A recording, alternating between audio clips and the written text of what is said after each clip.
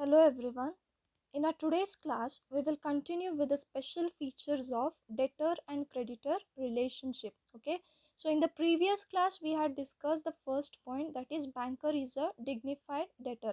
So today we will continue with the rest, and these points are very important. You can expect it for 5 marks in the examination. So as all of us know that the general relationship between the banker and the customer is that of debtor and creditor. Okay, so whenever we as customers we are going to deposit the money in the bank, we will be debtor, that is we as customer we will be debtors, and the banker is accepting the deposit, that's why he is a creditor. Simple. Okay, now in the second case what happens is, whenever we customers receive loan from the bank, okay, if we take loan from the bank, we become debtor and the banker becomes creditor. Okay, so that is what debtor and creditor relationship between banker and customer. So today we will see the second one, why your bank is a special or dignified debtor. What are the other special features of your debtor and creditor relationship?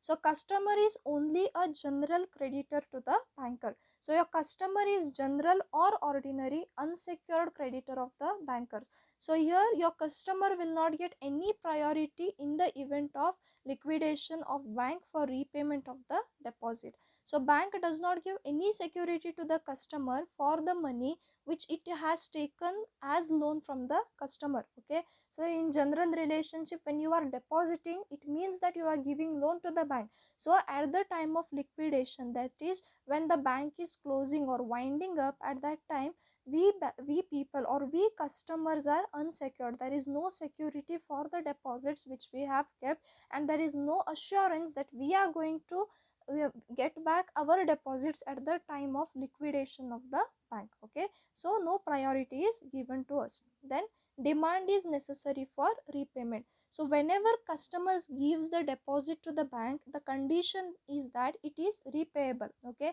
now if we deposit 10,000 in the bank, what happens, the banker won't call us every day and say your 10,000 is safe, you please come and take it from here.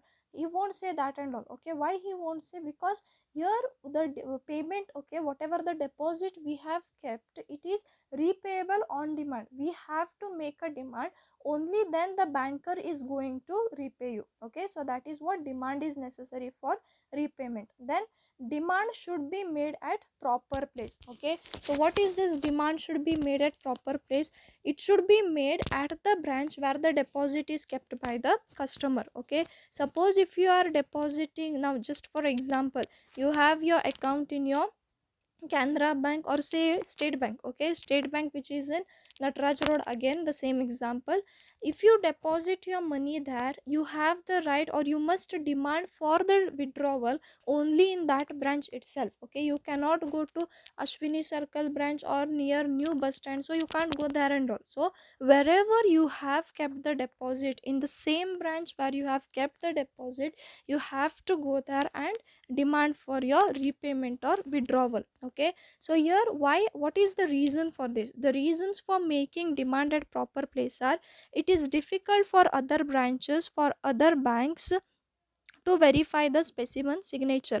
See, if you remember your withdrawal, okay, now because of your core banking and your ATM cards, this point has lost its significance. Okay, but still it is in the syllabus, we have to study it. Okay, now if you remember the traditional banking, you will go to the bank, you will take a withdrawal check, and what you will do, you will fill the required details, what is the amount which is to be withdrawn by you, that you are going to enter.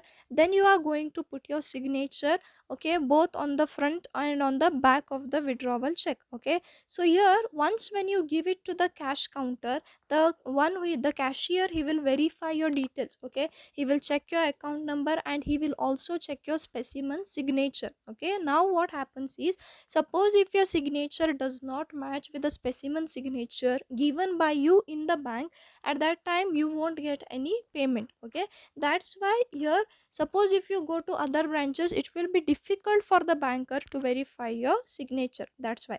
Then it is difficult for other branches for accepting customers check, because sufficient amount may or may not be available in customer's account. Okay, so kindly make a correction, amount, it is amount. Okay, So here, if you go to other branches, the as I've told you, when you give the withdrawal check to the cashier, he will open your account, he will check the details also. But what happens here is, if you other banks won't come to know whether you have sufficient balance or no, so it will be difficult for the banker. Okay, but now under your core banking system and your multi-city check, customer can present check anywhere in India in the branches of same bank. Okay, now this point is has no significance, and nowadays even ATMs are there, so this has lost its significance. Okay, next one, demand should be made on business day and during business hours.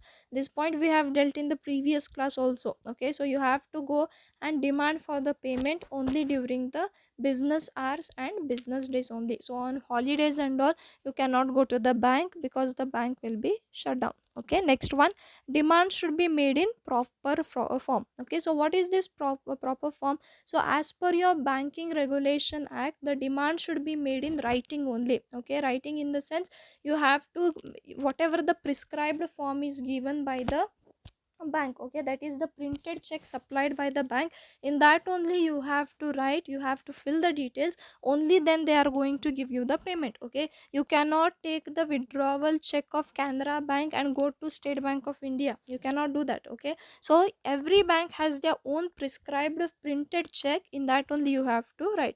And one more thing, here the banker won't give you on your oral orders or from your telephonic orders. Okay, suppose if you call and say, today I will come to the bank, please give me my 25,000 rupees, no. Okay, you have to write, you have to fill the details in the printed check, only then they are going to give you. So that is what demand should be made in proper form. Okay, next we will see subsidiary general relationship between a banker and customer. So in your, now we have seen the special features or primary relationship. So now second, it is now the next one is subsidiary or secondary general relationship. So there are three kinds of relationship under your subsidiary relationship. One is that of bailor and bailee, then next one trustee and beneficiary, and the third one is principal and agent. So the first one is bailor and bailee. Okay, so now who is a bailor? Bailor is a person who delivers the goods to bailee for some purpose. Okay, so here when a customer deposits securities and valuables for safe custody, in such cases banker is a bailee and customer is a bailor. The customer is giving or delivering his valuable, so it might be gold, it might be bonds, it might be certificates. Suppose if he is availing the facility of safe locker, at that time your customer will become the bailor, banker will become the bailee. Okay, the subsidiary relationship is very important. Okay, for your case study they will give certain lines, and they will ask you to determine the relationship between the banker and the customer. Okay, so it's really very important. Then next one, trustee and beneficiary. So when a banker is entrusted with some trust work, that is to safeguard the property of some person, in such cases banker becomes a trustee and customer becomes a beneficiary. Okay, for example, when customer deposits the money for son's education. Okay, now suppose a customer comes and deposits say 50,000 for his son's education. At that time it is the duty of the banker to see that whatever the 50,000 is there with the bank, it should be used for educational purpose only and not for any other purpose. Okay, at that time the customer acts as a beneficiary, your banker acts as a trustee. Simple. Okay, next one, principal and agent. So modern banks provide certain agency services, they act as the agent of customers.